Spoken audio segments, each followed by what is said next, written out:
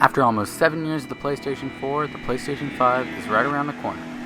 The hype train is just getting started, with Sony releasing their Future of Gaming presentation and unveiling the designs and major titles for the PlayStation 5. Big titles like Ratchet & Clank, Horizon, Spider-Man, Hitman, Resident Evil, and Sweat Simulator 2K21 all had new releases announced. Despite all these big name brand games being reported, one game stood out to me. That game is Kena: Bridge of Spirits. Let me explain.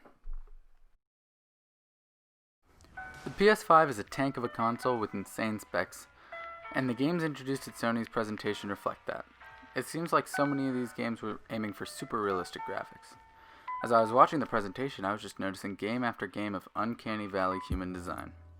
Spider-Man, Hitman, Horizon, Resident Evil, and even 2K are just overpowered graphically.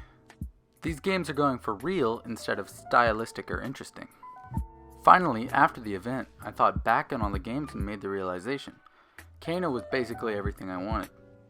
Super stylistic graphics with solid gameplay mechanics from a new developer who can bring new ideas to the table.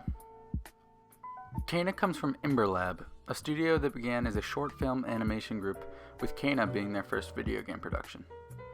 3 years ago, Ember Lab made a fan-made Majora's Mask trailer that looked incredible. This also suggests that Kena could be similar to a game like Zelda, which would be amazing. Think about it. Your silent young protagonist must master the magic of the world and take down a corrupting evil force to bring balance to the world. Kena has the potential to be the PS5 Zelda, and that's really exciting to me.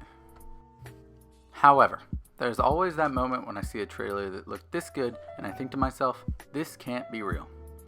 Most of us know the feeling, the idea that games companies are trying to capitalize off of our optimism. For me, that moment was seeing Kena walk through the overgrown town.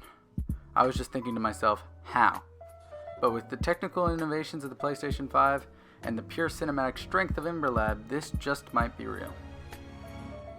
The reason I don't think they're screwing us over is because this isn't a giant media conglomerate. This story seems really personal to co-founders of Ember Lab, Mike and Josh Greer. If the Greers wanted to just make money, they could have gone to work for EA. It seems like this is more of a passion project than a grab-and-go situation. No game is foolproof, though. This could end up being the next Anthem for all I know. I'll leave you with this quote from the Ember Lab website. "We are driven by a passion for telling stories.